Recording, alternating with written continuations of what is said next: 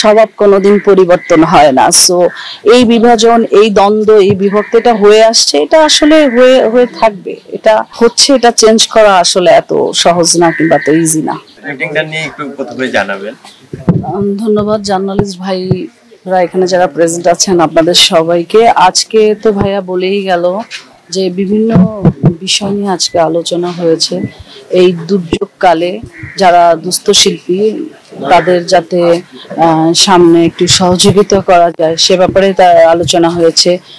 যেহেতু 15ই আগস্ট শোক দিবস, সেখানে একটা বিশাল কর্মসূচি আমরা শিল্পী সমিতির পক্ষ থেকে পালন করা হবে সে বিষয়ে আলোচনা হয়েছে। তারপরে 1 মিনিট নীরবতা পালন করা হয়েছে বাংলাদেশের যারা সকল শ্রেণী যারা মারা গেছে শহীদদের স্মরণে। তো আসলে পরিস্থিতিটা থমথমে, মনে আনন্দ নেই, মুখে ভাষা নেই। আসলে এরকম একটা পরিস্থিতির মধ্য দিয়ে একটা জরুরি মিটিং আজকে আমরা করেছি। সামনে কি হয়, এটা যা যা কর্মসূচি হাতে নিয়েছে হয় অচিরেই সেটা বাস্তবায়ন হবে। আপনি একটু জানতে চাই যে এবারে শিল্পী সমিতি মানে এবার যারা নির্বাচিত হয়েছে তাদের হাত ধরে কি নতুন কোনো কিছু আসছে কিনা, মানে এটা তো আপনারা অবশ্যই ইন্টারনালে মিটিং করেন, কথা বলেন, মানে এটা নিয়ে একটু আপনার কাছে জানতে। দেখুন, যে কোনো সমিতি কিংবা যে কোনো সংগঠন একটু আপগ্রেড হতে গেলে তাকে সময় দিতে হয়।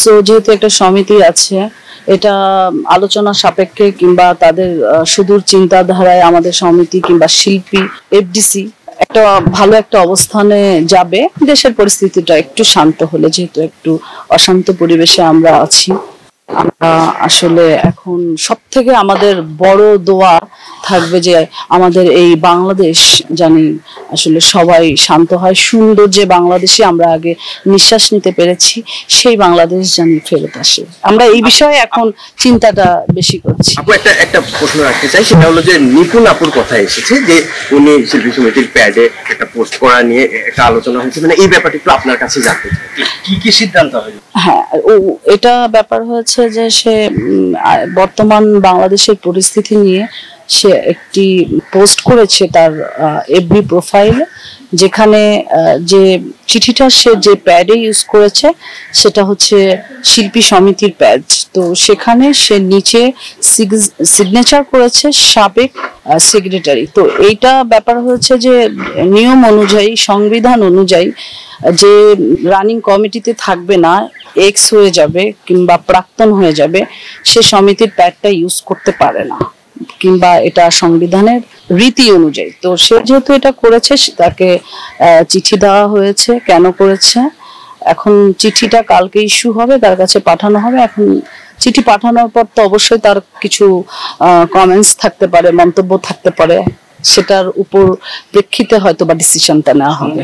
এইটার সংবিধান অনুযায়ী যেটা আমি আলোচনা সাপেক্ষে শুনেছি যে এইটা অন্যায় কিংবা এটা উচিত নয়, সেক্ষেত্রে অবশ্যই আমার সিনিয়র প্রেসিডেন্ট সেক্রেটারি আছে, তাদের মতামতের ভিত্তিতেই আসলে ফলাফলটা হবে আর কি। কিছু জানতে চাই যে আপনার ব্যক্তিগত একটু অভিমত জানতে চাই যে উনি যেহেতু এই শিল্পী সমিতির দায়িত্বেও ছিলেন, উনি নিশ্চয়ই সংবিধান জানেন, এরপরে উনি এই কাজটা করেছেন, এটা ইচ্ছাকৃতভাবে করেছেন কিনা আপনার অভিমত? আমি এই বিষয়ে আসলে কিছু জানি না, আমি জানি না, কিছু বলতে পারবো না। কারণ যে আমি আসলে সবাইকে নিয়ে শান্তিপ্রিয়ভাবে শিল্পী সমিতিতে থাকতে চাই। ভুল ত্রুটি হবে, সেটা সিনিয়র লোক আছে, সিনিয়র শিল্পীরা আছেন, তারা দেখবেন। শিল্পীদের মাঝে আসলে বিভাজন শেষ হয়েও এটা শিল্পীদের মাঝে নয়, এটা সব জায়গায় আছে, বিজনেসম্যানদের মধ্যে আছে, দেখবেন সব জায়গায় বিভাজন। আসলে কর্মক্ষেত্রে কিংবা চলার ক্ষেত্রে বিভাজনটা আমরা প্রতিনিয়ত দেখতে পাই, সেটা শিল্পীদের মধ্যে শুধু যে আছে সেটা কিন্তু না। আসলে এই ব্যাপারগুলো থাকলে তো আসলে কমফোর্টলি কাজও করা যায় না, এটা একটু আপনার কাছে জানতে। এইভাবেই চলতে থাকবে, যেটা আসলে নিয়ম। ওই যে আমাদের একটা কথা আছে না, আমরা আসলে যেটা আমাদের স্বভাবগত, স্বভাব কোনোদিন পরিবর্তন হয় না। সো এই বিভাজন, এই দ্বন্দ্ব, এই বিভক্তিটা হয়ে আসছে, এটা আসলে হয়ে থাকবে, এটা হচ্ছে, এটা চেঞ্জ করা আসলে এত সহজ না কিংবা এত ইজি না।